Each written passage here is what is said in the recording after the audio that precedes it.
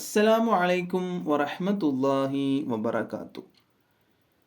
ശബ്ദം സ്വപ്നം കണ്ടാൽ എന്താണ് അതിൻ്റെ വ്യാഖ്യാനം? ശബ്ദം മാറുമ്പോൾ വ്യാഖ്യാനങ്ങൾ മാറും കേട്ടോ. മൃഗങ്ങളെ ശബ്ദമാകുമ്പോൾ അതിൻ്റെ വ്യാഖ്യാനം മാറും, ഇടിയുടെ ശബ്ദമാകുമ്പോൾ അതിൻ്റെ വ്യാഖ്യാനം മാറും. അങ്ങനെ ശബ്ദങ്ങൾ മാറുമ്പോൾ അതിൻ്റെ വ്യാഖ്യാനങ്ങളും മാറും. ഇവിടെ പറഞ്ഞത് മൊത്തത്തിലൊരു ശബ്ദം, ആ ശബ്ദം സ്വപ്നം കണ്ടാൽ അതിൻ്റെ വ്യാഖ്യാനം എന്താണ് എന്നുള്ളതാണ് ഇവിടെ നമ്മളിന്ന് പറയാൻ വേണ്ടി പോകുന്നത്. ഭക്ഷണം, ഒരുപാട് നന്മകൾ എന്നൊക്കെയാണ് ഇവിടുത്തെ വ്യാഖ്യാനം. ഭക്ഷണം അല്ലേ, റിസ്ക്, പിന്നെയോ ഒരുപാട് നന്മകൾ എന്നൊക്കെയാണ് ഒരു ശബ്ദം നമ്മളങ്ങനെ സ്വപ്നത്തിൽ കേട്ടാൽ, അതിൻ്റെ സ്വപ്നത്തിൽ കണ്ടാൽ അതിൻ്റെ വ്യാഖ്യാനം. ഇനി മൃഗങ്ങളുടെ ശബ്ദമാണെങ്കിലോ, നമ്മളൊരു മൃഗത്തിൻ്റെ ശബ്ദമാണ് കേൾക്കുന്നത്. ഏത് മൃഗമാണ് പറഞ്ഞിട്ടില്ല, ഓരോ മൃഗത്തിൻ്റെ ശബ്ദത്തിനും അതിൻ്റെ വ്യാഖ്യാനങ്ങളുണ്ട്. കഴുതൻ്റെ ആണെങ്കിൽ, കുതിരൻ്റെ ആണെങ്കിൽ, നായയുടെ ആണെങ്കിൽ, അതിനൊക്കെ ഓരോ വ്യാഖ്യാനങ്ങളുണ്ട്.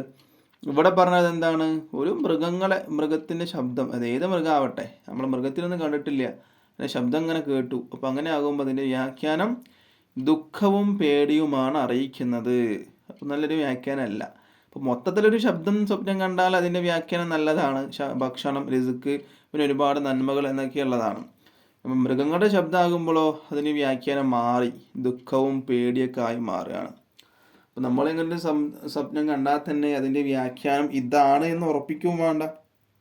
ഉറപ്പിക്കണ്ട എന്ന് പറയുമ്പോൾ സ്വപ്നം അതിന് വ്യാഖ്യാനം പോലെ നടന്നു കൊള്ളണമെന്നില്ല എന്നാണ് പറയുന്നത്. നമ്മൾ ഓരോരോ സമയവും സാഹചര്യവും ഇതൊക്കെ നോക്കിയിട്ടാണ് വ്യാഖ്യാനം എന്താവുള്ളൂ, നടക്കുള്ളൂ, ഇത് ഫലിക്കുള്ളൂ.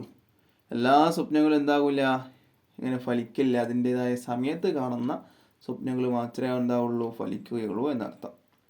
മനസ്സിലായല്ലോ?